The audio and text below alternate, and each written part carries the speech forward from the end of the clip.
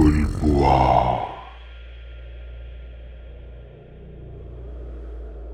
साळू आजीचा दागिना. मध्यंतरीच्या एका प्रकरणात भूत, प्रेत, करणी या विषयाने पोलीस दलाला अक्षरशः भेडसावून सोडलं होतं. ऋत्विका म्हणजेच डेप्युटी इन्स्पेक्टर यांची हुशार आणि तल्लख मुलगी, पण तिने कोणी एका जालिम श्रापाने भारावलेला एक दागिना आपल्या गळ्यात घातला आणि ऋत्विकाला भूताने झपाटले. तिने संपूर्ण पोलीस वसाहतच दणाणून सोडली. ऋत्विकाने मांडलेला उच्छाद, तिला आवरण्यासाठी बायकांची आरडाओरड, वसाहतीच्या आवारात उभ्या असलेल्या ॲम्ब्युलन्स या सर्वांनी वातावरण अतिशय भीतीदायक बनलं होतं. ऋत्विकाचं विव्हळणं, जंगली जनावरासारखं हुंकारणं, गुरगुरणं हे त्या उदासीन संध्याकाळी अभद्र, अमंगल संकेत देत होतं. कुणी आडगल्लीच्या सुनाराकडे जाऊन ऋत्विकाने विकतचे दुखणेच गळ्यात पाडून घेतले होते. सुरुवातीच्या क्षणांमध्ये तिचे सजग मन तिला रोखूही पाहत होतं. भोवताली नाचणाऱ्या काळ्या सावल्या, कानांवर पडणारी स्पष्ट अशी हाक तिला मरणाच्या दारात जाण्यापासून जणू अडवून धरत होती. मात्र आजकालच्या प्रगतशील जीवनात हे असले सहावे इंद्रिय म्हणजे मनाने चालवलेले उपद्रवी खेळच बनून राहिले. समाजाने आखलेल्या सुरक्षेच्या नियमांच्या ताफ्यांमध्ये त्याला नगण्य स्थान असते. ऋत्विकाची ही तशीच अवस्था झाली होती जशी ससा आणि हरणाची होते, जेव्हा त्यांची दैवी आकलन शक्ती अन्नसाखळीच्या नियमांपुढे गुडघे टेकते. ऋत्विकाला डेझावूचे भास सुरू झाले. या प्रत्येक अनुभवातून आपण यापूर्वीही गेलो होतो. ही जागा, ही हतबल अवस्था, आपण वारंवार यातून बाहेर पडण्याचे फुल प्रयत्न केले होते. हा विदारक्षण आपण यापूर्वीही अनुभवला आहे. काळरात्रीच्या या दलदलीमध्ये हातपाय मारण्यात जगण्याची आशा धरण्यात अर्थ नाही, असे ऋत्विकाचे हताश मन आभास निर्माण करू लागले. आणि या डेजावूमध्ये तथ्यही होतं. ऋत्विकाने गळ्यात जो दागिना चढवला होता त्यामध्ये साळू आजीच्या बोटाचे हाड गुंफलेले होते. आणि असा दागिना गळ्यात चढवणाऱ्या प्रत्येकाच्या नशिबी तडफडून अंतहा ठरलेला होता. ते सारे मृत आत्मे ऋत्विकाच्या मनात डेजावूची जाणीव भरत चालले होते. आपल्या मृत्यूचा अनुभव वाटून घेत होते. स्वप्नात तर ऋत्विकाला स्वतःच्याच अंतयात्रेभोवती शोकाकुल आप्तजन विवरताना दिसत. त्या क्षणापासून ऋत्विकाला रात्रीची झोपही दुरापास्त झाली. ऋत्विकाच्या हातापायांची बोटं वेडी वाकडी झाली, नखं भिजलेल्या टरफलांसारखी गळून पडली. त्या भागातून विळ्यासारखी अणुकुचितार जनावरांची नखं उगवू लागली. केस गळून जागोजागी विखरू लागले. हातापायांची, चेहऱ्याची त्वचा हिरव्या द्रवाच्या फोडांनी भरून निघाली. डोळ्यांवरही मोतीबिंदूसारखा हिरवा पू चढला. साऱ्या अंगभर संसर्ग पसरून जखमांमधून पू रक्त स्त्रवू लागलं. आरशासमोर उभी राहताच किंवा चकाकणाऱ्या जमिनीवर चालताच जागोजागी तिला एका अतिशय वृद्ध कुरूप स्त्रीचे प्रतिबिंब दिसू लागले. ऋत्विकाचा या सत्य दुनियेशी देहावधानाच्या मापदंडातून तीळ मात्रही ताळमेळ उरला नव्हता. ऋत्विका सरसर भिंतीवर चालत होती. घसा फोटेस तोवर आक्रोश करीत होती. कचरा, घाण, त्याज्य पदार्थांत गडाबडा लोळत होती. तेच सारे तोंडामध्ये भरून खातही होती. चामड्याच्या पट्ट्याने भूत उतरवलं जातं असे म्हणणाऱ्या ऋत्विकाच्या बापाने खरोखरच तो तिच्यावर चालवला, पण त्यामुळे उठलेल्या वळांमुळे ऋत्विका अधिकच पिसाळली होती. लक्तरे झालेल्या वस्त्रांप्रमाणे विदारुण देह फरफटत होती. पोलीस वसाहतीमध्ये एका ख्यातनाम मठाधिपतींना पाचारण धारण्यात आलं. मात्र ऋत्विकाच्या एका लाथेचा प्रहार त्यांच्या जिव्हारी बसला. आघात एवढा प्रचंड होता की सर्वात अवजड वाहनाच्या धडकेपेक्षाही 10 पट अधिक नुकसान शरीराला पोहोचले होते. ऋत्विकाला तर समोरचे काहीही कळत नव्हतं. तिला तर सभोवताली केवळ 7 भयानक हिंस्र नरभक्षी सैतानच दिसत होते. साळू आजीने तिच्या तारुण्यात हे 7 अघोरी सैतान प्रसन्न करून घेतले होते. त्यांच्या गुरगुरणाऱ्या त्या जबड्यातून बाहेर वळवळणारी रक्तपिपासू जीभ, लाल बुंद डोळे, तीक्ष्ण सुळे, क्षणार्धात मानवी शिर छाटून होत्याचं नव्हतं करतील एवढी भयानक नखे उगारलेले पंजे, साऱ्या अंगभर उगवलेल्या केसांचा कुबट दर्प, त्या 7 सैतानांची असीम शक्ती आणि अगदी आपल्या चेहऱ्याजवळ येऊन हिंस्र पाण्याने गरळ ओकणाऱ्या त्या अमानवी ऊर्जेपुढे ऋत्विकाचे थबकलेले भयकंपित शरीर एवढेच सारे ती उघड्या डोळ्यांनी पाहू शकत होती, अनुभवू शकत होती. रात्रीच्या अंधारात ऋत्विकाच्या भोवती सडलेल्या प्रेतांचे पाय हिरवा पू सांडत खिरट्या मारत फिरत होते. रात्रभर संपूर्ण खोलीभर सडक्या शवांचा वास भरून राहत होता. एका दागिन्याच्या हव्यासाच्या मोबदल्यात ऋत्विकाचे स्वतःचे अस्तित्व मात्र केवळ एका मृत पिशाच्या एवढेच उरले होते. पाहणाऱ्या तिराहिताच्या नजरेतून ऋत्विका दिसायला एक विद्रूप रोगिणी दिसत होती. मात्र ऋत्विकामध्ये काळी शक्ती एवढी तीव्र बनली होती की ती ज्या रस्त्यावरून चालत जाई, ज्या खोलीमध्ये ती झोपत होती, तेथील सर्व दिवे जोरदार स्फोटासरशी पेट घेऊ लागले होते. पोलीस वसाहतीमध्ये आलेल्या मठाधिपतींना गिळून साळू महाशक्तिशाली बनली होती. तिकडे मठाधिपतींच्या हत्येमुळे संत महंतांच्या आखाड्यामध्ये क्षोभ उसळला. तपस्वींची दिव्य साधना एवढ्या क्रूरपणे विच्छिन्न करणाऱ्या त्या सैतानी शक्तीच्या विरोधात प्रचंड राग होता. पोलिसांनी या घटनेची नोंद अपघात वर्गात करून त्या व्यक्तीस जर पाठीशी घालण्याचा आणि प्रकरण दडपण्याचा प्रयत्न केल्यास भयानक आपत्ती ओढावेल असे धमकीवजा इशारे येऊ लागले.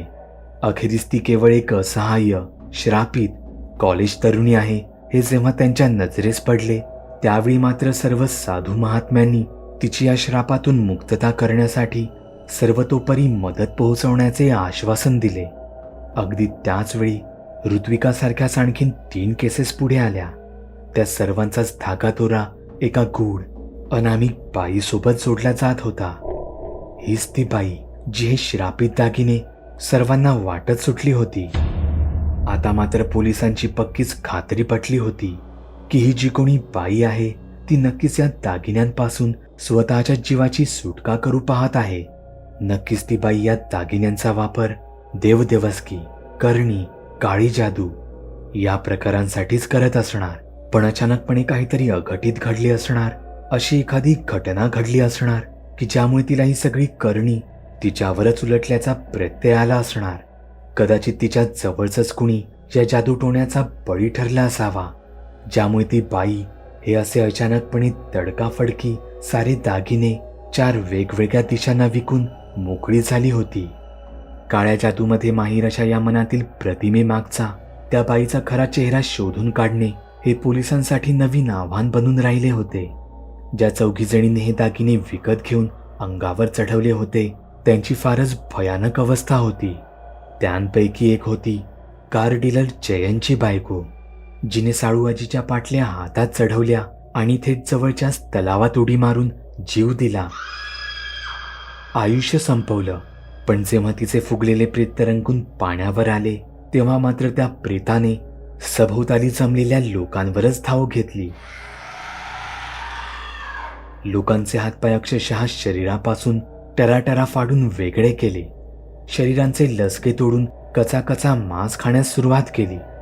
ज्या वेगाने ते प्रेत पाण्यामधून उसळी मारून बाहेर आले होते त्याच वेगाने ते पुन्हा एकदा जवळच्या सांडपाण्याच्या डबक्यात घुसले आणि अगदी विरघळून गेल्याप्रमाणे नाहीसेही झाले.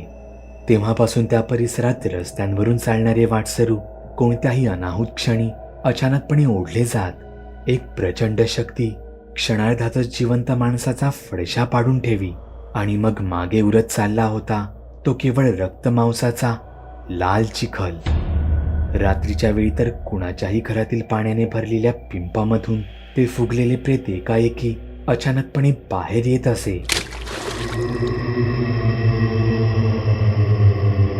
जीवाचा आकांत करणाऱ्या त्या संपूर्ण परिवाराला अगदी निर्दयपणे गिळून खाल्लं जाई. दुसरी होती निशाच्या राजी.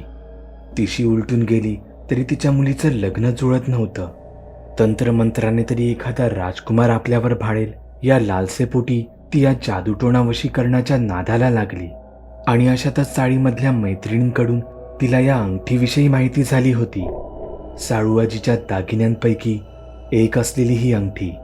आणि आज तर तिची नेमकी गरज हेरून स्वतः त्या बाईने तिला ही अंगठी विकत दिली होती. पण दुर्दैवाने त्या अंगठी भोवतालचे वलय त्या मुलीच्या म्हाताऱ्या आईलाही स्वस्थ राहू देईना. मुलीच्या आईने स्वतःच्या बोटांमध्ये ती अंगठी चढवून पाहिली आणि लागलीच तात्काळ त्या वृद्ध आजीचे एक महाभयानक निशाचरामध्ये रूपांतर झालं. पाठीच्या कण्यामधून जोर पकडून बाहेर आलेले प्रचंड मोठे पंख विस्तारत गेले. तलवारीच्या पाथ्यांसारखी धारदार तीक्ष्ण पिसे साऱ्या पंखभर पसरून सज्ज झाली होती. मानवी मस्तक म्हणजे जणू एखादे कलिंगड असते. अशा मगरीच्या ताकदीने क्षणार्धातच कवटीचा चुराडा करू शकेल एवढा प्रचंड जबडा त्या आजीने आवासून धरला. पण तिच्या स्वतःच्याच एवढ्या प्रचंड विशाल राक्षसी शरीराच्या वजनामुळे तिचे पाय मात्र जागोजागी मोडून वेडेवाकडे झाले होते. त्यामुळे ती अडखळत, लंगडत, धडपडत चालत होती.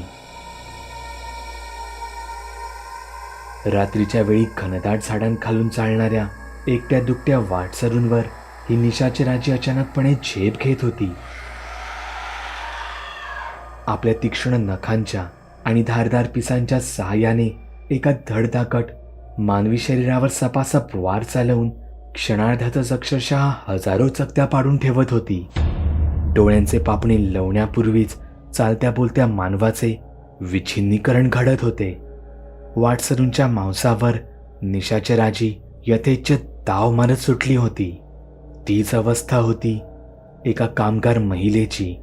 शृंगार, लावण्याचे नयनसुख लुटण्यास लालसावलेल्या एका अधीर बिल्डरने साळूआजीच्या पाटल्या एका कामगार महिलेच्या हातात चढवून पाहिल्या. पण अगदी काही क्षणांत ती महिला सैरभैर होऊन धावत सुटली. बिल्डरच्या अखत्यारीत निर्माणाधीन इमारतीमध्ये जाऊन तिने स्वतःला पेटवून दिले. त्या क्षणापासून त्या बांधकामाच्या जागेवर जर कधी कुण्या कामगारांचे मूल एकटे खेळत असेल तर त्या जागेवर ती जळलेली स्त्री अचानकपणे प्रकट होऊ लागली. काही कळायच्या आतच ती लहान मुलांना उचलून घेई आणि आपल्या आव असलेल्या जबड्यातून सरळ घशात रेटून देई.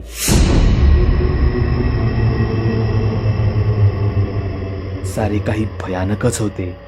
पोलिसांच्या हाती या घटनांचे मोबाईल व्हिडिओ देखील सापडले होते. एकाच वेळी अचानकपणे घडत चाललेल्या या भरमसाठ हल्ल्यांचे सत्र जर का थांबवता आले नाही, जनतेच्या मनातून भीती घालवता आली नाही, तर राष्ट्रीय आपत्ती सदृश परिस्थिती ओढावली असती. क्षणागणिक खराब होत चाललेली ऋत्विकाची अवस्था पाहता हाती येणाऱ्या प्रत्येक धाग्यादोऱ्यावर अगदी सखोल विचार करणे गरजेचे बनले होते. अगदी जरी ते तर्कसंगीताच्या पलीकडचे असले तरीही. राष्ट्रीय वैज्ञानिक संशोधन संस्थेला तर या चारही प्रकरणांमागे जैविक हल्ल्याचीच दाट शक्यता वाटत होती.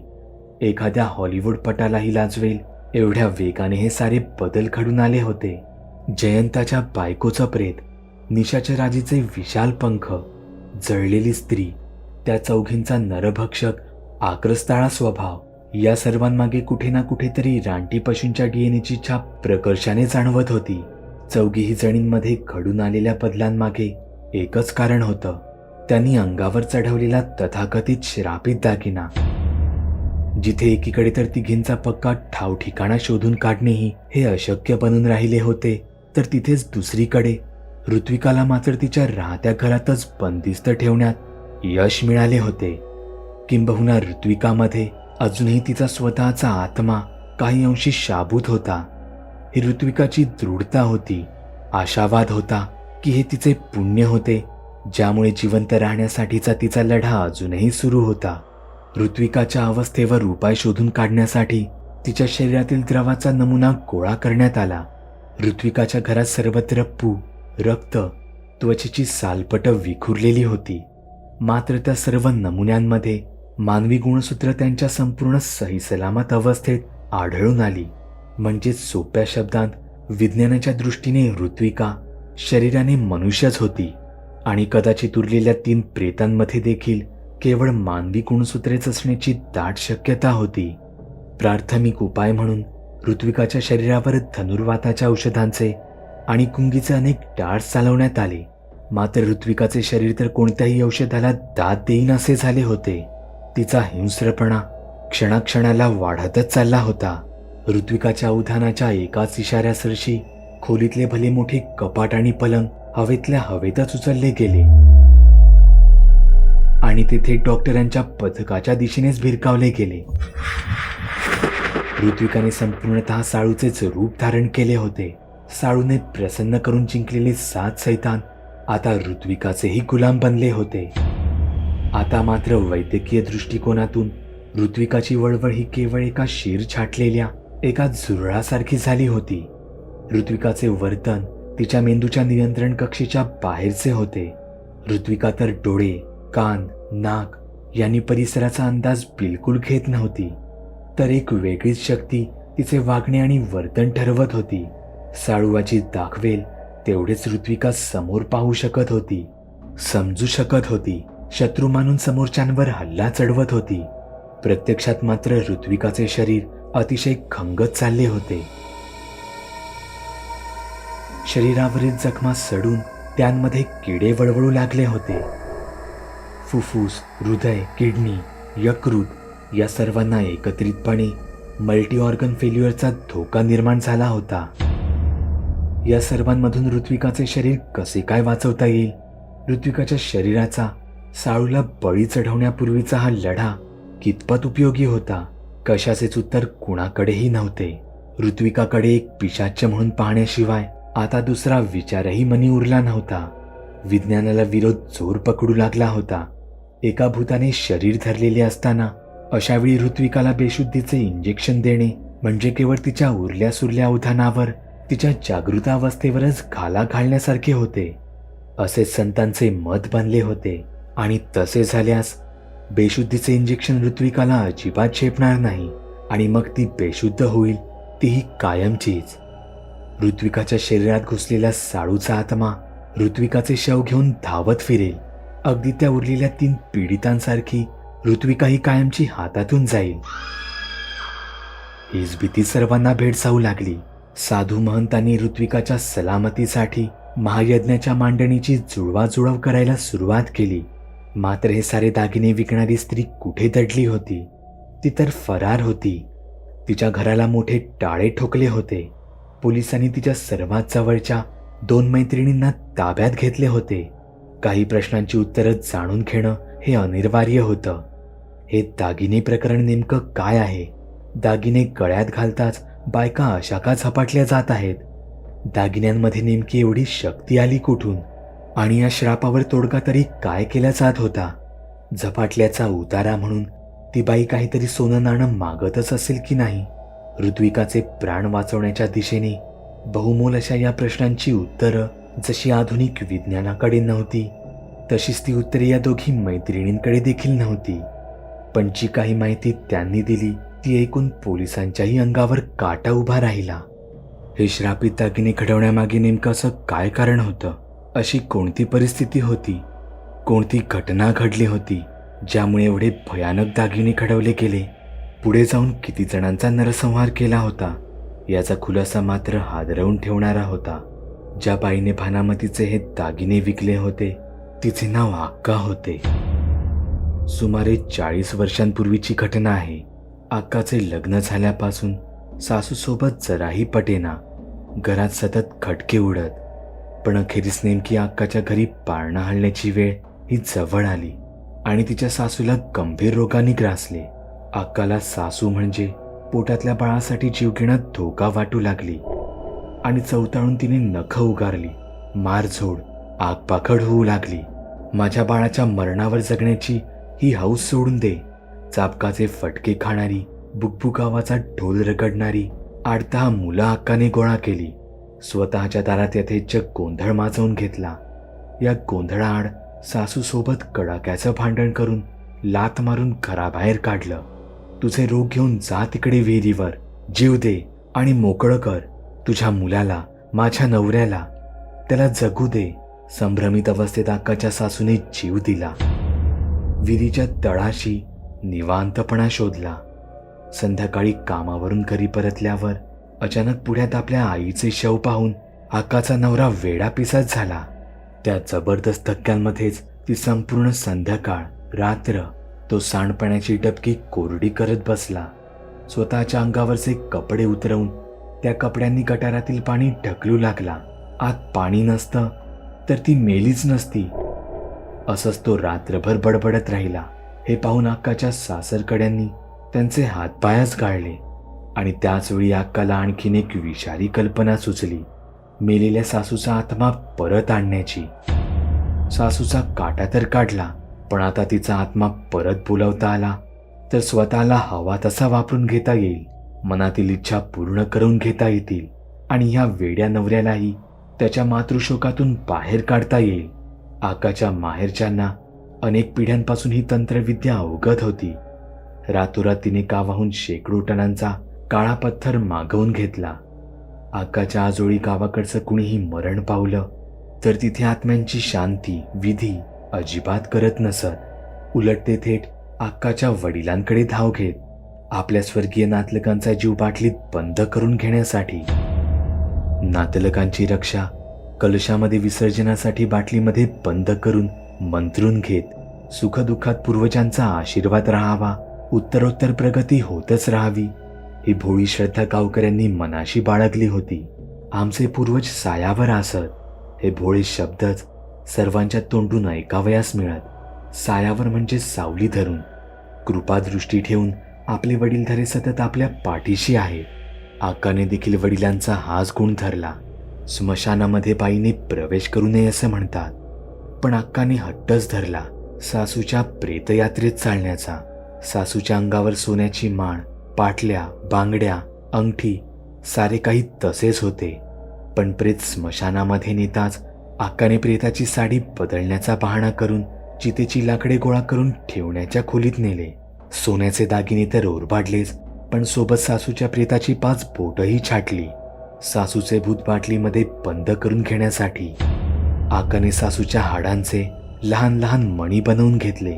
ते माळेमध्ये गुंफले, अंगठीमध्ये कोणले, सासूच्या बांगड्यांवर पाटल्यांवर चढवले, त्यांवर सोन्याचा मुलामा चढवून घेतला. आकाच्या मृत सासूची हाडे सोन्याच्या थराआड बंदिस्त झाली होती.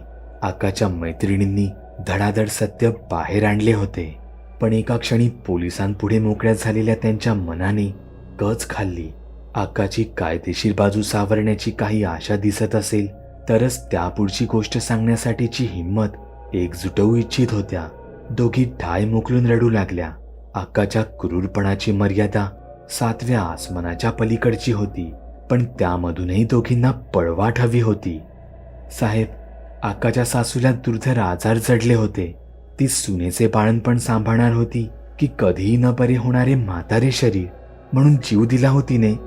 आणि त्यानंतर हे जे काही दागिने घडवले गेले होते ते केवळ आणि केवळ आकाच्या वेड्या नवऱ्यासाठीच, मायलेकराची भेट घडवून आणण्यासाठीच हे सगळं केलं. आकाच्या माहेरी एक दैवी कला आहे, साधना आहे, 7 पिढ्यांची पुण्याई आहे.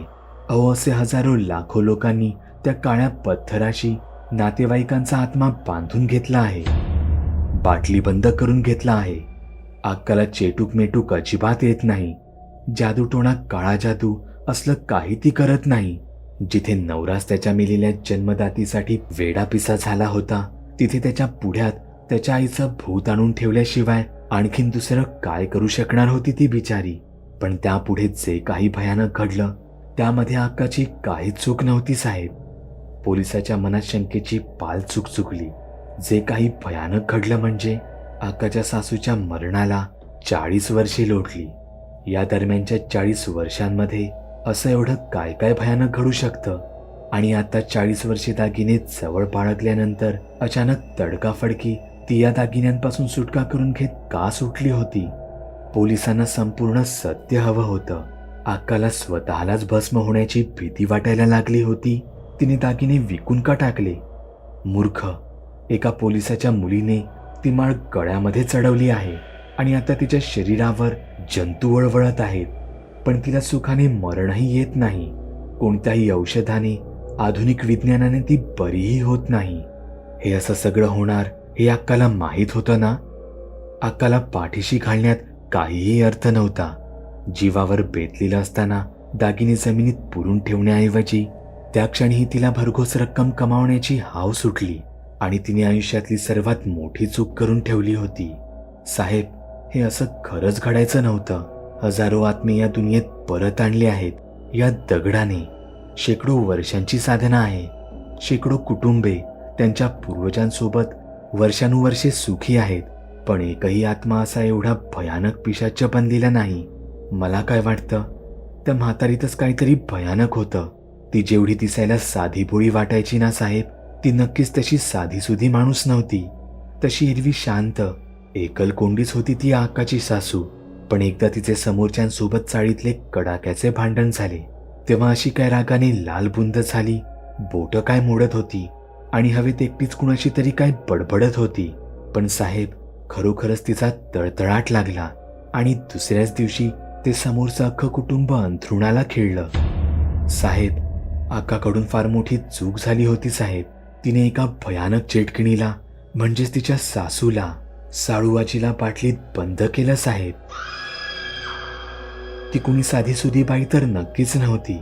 तिच्यासोबत सतत काहीतरी घेऊन फिरत होती, भयानक शक्ती. पण हे सगळं अक्काला फार उशिराने कळलं. अक्काने तिच्या माहेराहून तो साधनेचा विशाल काळा पत्थर मागवून घेतला. रीतसर आपल्या घरी स्थापना केली. म्हणजे आपल्या घरात गावी स्वतंत्र देवघराची खोली असते ना, तिथे. तसे तिने भूताच्या उपासनेची स्वतंत्र खोलीच बनवून घेतली. हजारो तक्षकांच्या भयानक आकृत्या कोरलेल्या उपासनेचा तो पत्थर तिथेच असतो. अक्काच्या 7 पिढ्यांची साधना उपासना ही याच एका पत्थरावर निर्भर आहे. आणि या साधनेच्या खोलीमध्ये या यंत्रामुळे अक्काच्या सासूचे ते दागिने पूजेला लावले की अक्काच्या घरात तिच्या मृत सासूचा आत्मा वावरताना स्पष्टपणे दिसतो. साहेब, तुम्ही ते दागिने घेऊन तिच्या घरी जाल ना, तर तुम्हालाही ती दिसेल. जणू काही तिची सासू आजही तिच्या घरातच राहते आहे. फार भीतीदायक वाटतं तेव्हा. त्यात भर म्हणजे आकाचं संपूर्ण घरच सदाकाळ अंधाराने भरलेलं असतं. आता आकाच्या पतीचा या सर्व गोष्टींवर एकतर विश्वास तरी नाही किंवा त्याला हे सर्व पटत नाही. आपल्या घरात वावरतो आहे तो केवळ आपल्या मृत आईचा आत्मा, जणू एखाद्या आठवणीसारखा. आपण फक्त पाहू शकतो, म्हणजे जिवंतपणी तर तिला काही सुख देऊ शकलो नाही, पण मेल्यानंतरही हे असं बांधून ठेवणं तिचा आपण छळच करतोय असं त्याला वाटत राहतं. म्हणजे ज्या वेड्या नवऱ्यासाठी आकाने हे सगळं केलं, तो तर दिवसभर घराबाहेरच बसून राहतो. पण मग असं असूनही आकाने दागिने एवढे वर्ष स्वतःजवळ का ठेवले आणि आताच का फेकून दिले? पोलिसांच्या या प्रश्नावर दोघींनी चेहरा पाडून एक हताश सुस्कारा सोडला. लोभ साहेब. आज तिच्याकडे काय नव्हतं साहेब. धन दौलत तर एवढं भरभरून आहे की आता हॉटेल चालवून अन्नदान केल्यासारखा पैसा उतत असतो तिचा मुलगा. म्हणजे ज्या दिवशी अक्काने सासूचे दागिने पूजेला लावले, तेव्हाच तिला एक गोष्ट कळली. ती म्हणजे आपल्या सासूच्या आत्म्यामध्ये असीम शक्ती भरलेली आहे. आपल्या मुलांची अचानक भरभराट प्रगती झालेली बघून अक्काला आनंदाचं भरतं यायचं. सासूचा आत्मा सायावर असण्याचा अनुभव अपेक्षेपेक्षा खूपच सुखावणारा होता. घरात भरपूर पैसा खेळू लागला होता. पण याची कुणकुण अक्काच्या नवऱ्याच्या बहिणीला लागली. आपण आपल्या ज्या आईला स्वर्गवासी समजतोय, तिला तर वहिनीने या जगातच बांधून ठेवलं आहे. आपल्या आईचे दागिने सुद्धा अंत्यसंस्कारासोबत गेले नाहीत, वहिनीकडेच आहेत. अक्काची नणंद फार रागावली आणि रागाच्या भरात तिने आपल्या आईच्या दागिन्यांवर तिचा हक्क दाखवला. दागिने उचलून ती सरळ आपल्या घरी निघून गेली. पण दुसऱ्याच दिवशी एका भयानक अपघातामध्ये अक्काचा धीर, नणंद आणि त्यांची दोन्ही कुटुंबे ही मारली गेली. आणि हाच तो पहिला क्षण होता जेव्हा अक्काने आपल्या सासूच्या आत्म्याच्या घातक ताकदीचा अनुभव घेतला होता. अक्काला काहीच कळलं नव्हतं. आपल्या उपासनेच्या पत्थराशी सासूचा आत्मा एवढा एकनिष्ठ होऊन बसला होता की त्या आत्म्याने स्वतःच्याच मुलीला आणि मुलाला गिळले होते. हा काय प्रकार होता? प्रत्येक हत्येनंतर अक्काच्या सासूचा आत्मा अधिकच शक्तिशाली होत गेला. अक्काला या ताकदीची नशा चढली. तिने एवढा साधा विचारही केला नाही की जर हा दागिना स्वतःच्याच मुलीच्या सायावर राहू शकत नाही, स्वतःच्या मुलीला गिळू शकतो, तर आपल्याशी तरी एकनिष्ठ राहील याची काय खात्री होती?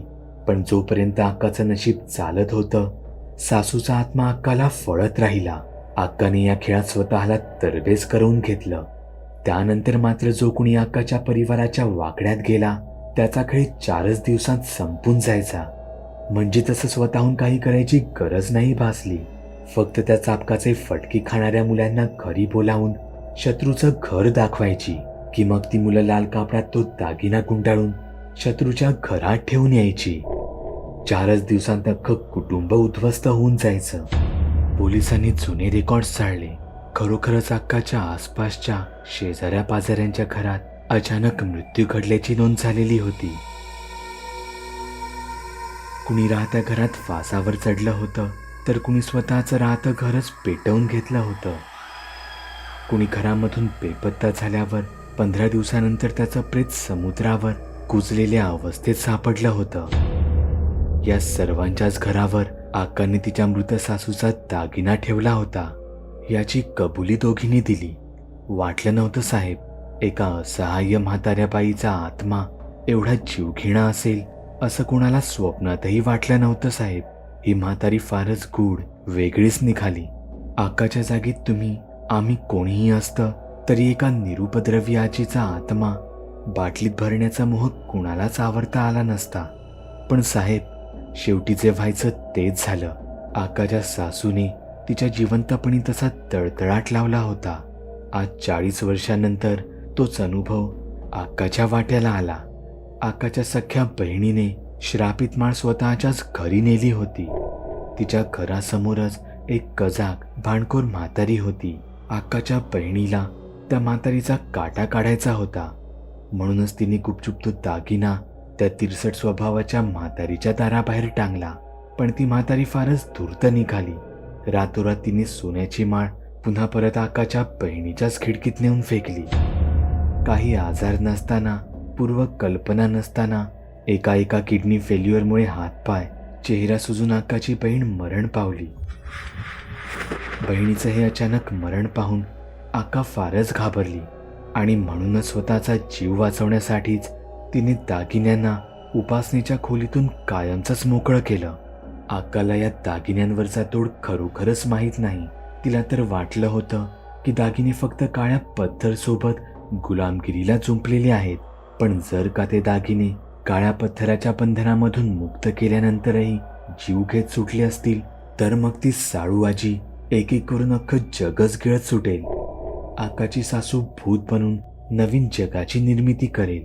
अक्काच्या मैत्रिणींचे परळणे फारच वाहवत चालले होते. ऋत्विकाचा जीव वाचवण्याच्या दृष्टीने काही मदत होईल अशी कोणतीच माहिती निष्पन्न होत नव्हती. पोलीस हतबल होते. रस्त्यांवर रात्री फिरणाऱ्या प्रेतांमुळे ते चक्रावले होते. अखेर संत महात्मेच ऋत्विकासाठी धावून आले. ऋत्विकाच्या सलामीसाठी योजलेल्या महायज्ञामधून 7 विशाल ज्वाळा साधूंच्या अंगावर धावून गेल्या. कुंडामधून बाहेर आलेल्या त्या ऊर्जेमध्ये न जाणू कित्येक साधू होरपळले गेले. पण त्याचबरोबर त्यांना जे काही दिसले त्या दिव्य ज्ञानातून सर्व सत्य समोर आलं. अक्काची सासू ही खरोखरच कुणी सामान्य म्हातारी नव्हती, की भांडणाच्या वेळीही ती एकटीच हवेत हातवारे करत नव्हती. तिच्या सभोवताली सदैव 7 भयानक सैतान तिच्या सेवेला तत्पर होते. सुमारे 125 वर्षांपूर्वी दूर एका गावामध्ये एका दुर्दैवी बालिकेने जन्म घेतला होता. त्या गावामधील ऊस तोडणीच्या मजुरांनी गावातील सावकाराच्या रूपवान मुलीचं अपहरण करून विवाह रचून दिला. याच विवाहातून जन्मलेल्या या मुलीच्या चेहऱ्यावर जन्मजात शेकडो कुरूप व्रण होते. साळींदराच्या काट्यांप्रमाणेच चेहऱ्यावर, सर्वांगावर जागोजागी उगवलेले हजारो गळू होते. जन्मतःच त्वचा शुष्क, सुरकुतलेली, फाटलेली होती. रोज रोज शिळे, लोकांनी फेकलेले अन्न, कचरा खाऊन शरीर रक्तकुष्ठामुळे व्याधीग्रस्त बनले होते. अनंत व्यंगांमुळे विद्रूप दिसणाऱ्या या मुलीला समाजाने खाण्यासाठी केवळ दगडांचा मारच भरवला. नेहमी साळींदर साळू याच नावाने हिणावले. सावकाराच्या गुंडांनी या मुलीच्या मातापित्यांना शोधून काढले. साळूचे वय कोवळे असताना तिच्या डोळ्यांत देखत त्यांची निर्घुणपणे हत्या करण्यात आली. सावकाराचे गुंड साळूच्याही जीवावर उठले होते. शेवटी या आयुष्याला कंटाळून तिने एका विशाल पर्वताच्या कड्यावरून स्वतःला झोकून दिले. हातापायांचा, बरगड्यांचा अक्षरशः चुराडा झाला. कवटीचा मणक्यांचा भुगा झाला. पण त्या पोरीच्या नशिबात मरणही नव्हते. ज्या डोंगरावर उभी राहून तिने जीव दिला होता तो डोंगर अघोरी शक्तीने भारावलेला होता. छळवाद हालअपेष्टांनी प्रसन्न होणारा तो डोंगर, त्या पर्वतावर उपासना करून अघोरी तांत्रिक शत्रुविनाशाचे वरदान प्राप्त करून घेत, अशा त्या डोंगराने या मुलीच्या मरण यातनांवर प्रचंड खुश होऊन एका महाभयानक सैतानाचे वरदान दिले. त्यामुळे शरीराच्या चिंध्यात चुराडा होऊन सुद्धा ती मुलगी उठून बसली. हालअपेष्टांमुळे मरण यातनांमुळे तिचे विव्हळणे कण्हणे कडे कपारीत थरारून सोडत होते. तशी शरीर फरफटतच ती पुन्हा एकदा डोंगरावर चढली. यावेळी तिने हिंस्र श्वापदांकडून स्वतःला विच्छिन्न करून घेतले. पण पुन्हा एकदा तिने भोगलेल्या नरक यातनांनी प्रसन्न झालेल्या त्या डोंगराने तिला वरदान स्वरूपात आणखीन एक सैतान बहाल करून दिला. त्या मुलीने मग डोंगरामधील तप्त कुंडांमधील उकळत्या पाण्यामध्ये उडी मारून शरीर होरपळून घेतले. डोंगरावर वणवा पेटलेला असताना त्यामधोमध स्वतःची चिता रचून स्वतःचे दहन करून घेतले. डोंगरावर दरडी कोसळत असताना त्यांखाली स्वतःला झोकून घेतले. शरीराचा अक्षरशः चेंदामेंदा झाला. पण प्रत्येक वेळी ती आपल्या शरीराच्या यातनांमध्ये भरच घालून घेत होती. हे छिन्न विछिन्न जळलेलं सोलवटलेलं शरीर पूर्णपणे भरून निघत येत नाही तोपर्यंत तिच्या हालअपेष्टांना अंत नव्हता. अशा 7 वेगवेगळ्या प्रकारांनी 7 वेळा मरणाला कवटाळून परतलेल्या साळूला 7 सैतानांचे वरदान प्राप्त झाले होते. साळू गावात परत आली. जन्मापासूनच श्राप स्वरूपी लाभलेल्या घाणेरड्या विद्रूप शरीराचे आता वरदान स्वरूपी भासणाऱ्या जगातील सर्वात मनमोहक तजेलदार सुंदर दिसणाऱ्या तनूमध्ये रूपांतर झाले. साळूच्या या नव्या रूपावर शेकडो धनिक भाळले गेले. पण साळूच्या सर्वांगामध्ये केवळ यातना वेदना उरल्या होत्या. केवळ आणि केवळ छळ हालअपेष्टांनी प्रसन्न राहणाऱ्या तिच्या त्या 7 सैतानांनी कित्येक धनिकांचा बळी घेतला होता. अखेर या साळूला देखील एके दिवशी प्रेम जडलं. पोटात वाढणारं मूल घेऊनच तिने गाव सोडलं. तेव्हा कुठे हा सारा नरसंहार थांबला. पुढे साळूने 7ही सैतानांना आपल्या भावभावनांनी काबूत ठेवण्याचे कौशल्य प्राप्त करून घेतले. पुढील सर्व आयुष्य एखाद्या सामान्य स्त्रीसारखीच जगली आणि जे दुर्दैवी नशीब घेऊन जन्माला आली होती अगदी त्याच दुर्दैवी मरणाला कवटाळून तिने अंतही करून घेतला. पण तिचा आत्मा अमर होता. अघोरी पर्वताच्या सानिध्यावीन भले त्या दिवशी तिचे शरीर पुन्हा जिवंत झाले नसले पण तिच्या आत्म्याची ताकद त्या 7 सैतानांमुळे वाढतच जाणारी होती. साळूआजीचा आत्मा आकाच्या उपासनेच्या पत्थराला जुंपताच एका नव्या उद्देशाने प्रचंड ताकदीने काम करू लागला.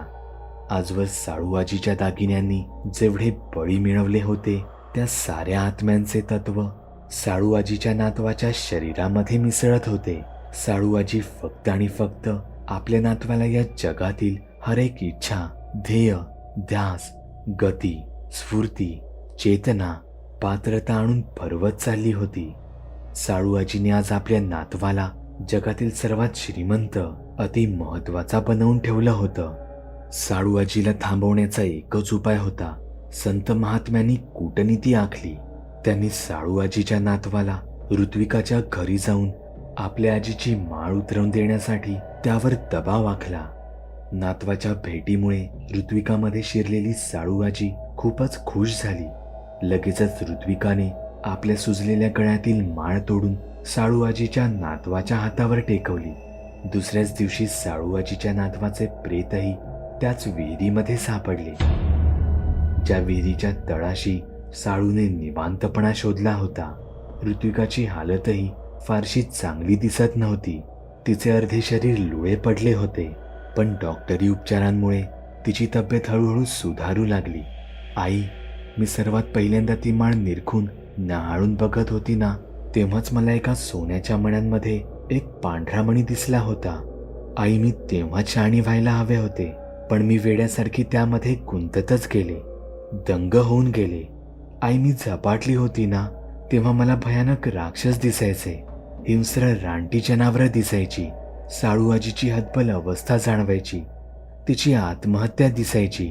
अनेक विखुरलेले मृतदेह दिसायचे. आईशी हे बोलत असतानाच अचानकच ऋत्विकाचा आवाज बदलू लागला. ती एका वृद्ध भेसूर आवाजात बोलू लागली, मला संपवणं इतकं सोपं नाही. असं म्हणत ऋत्विकाने तिच्या आईवरच हल्ला केला. पुन्हा एकदा तो रक्तरंजित थरार सुरू झाला होता. गळ्यातील माळ काढून नातवाच्या हातावर टेकवण्यापूर्वी ऋत्विकाने त्यात गुंतलेला हाडाचा मणी हा काढून घेतला होता.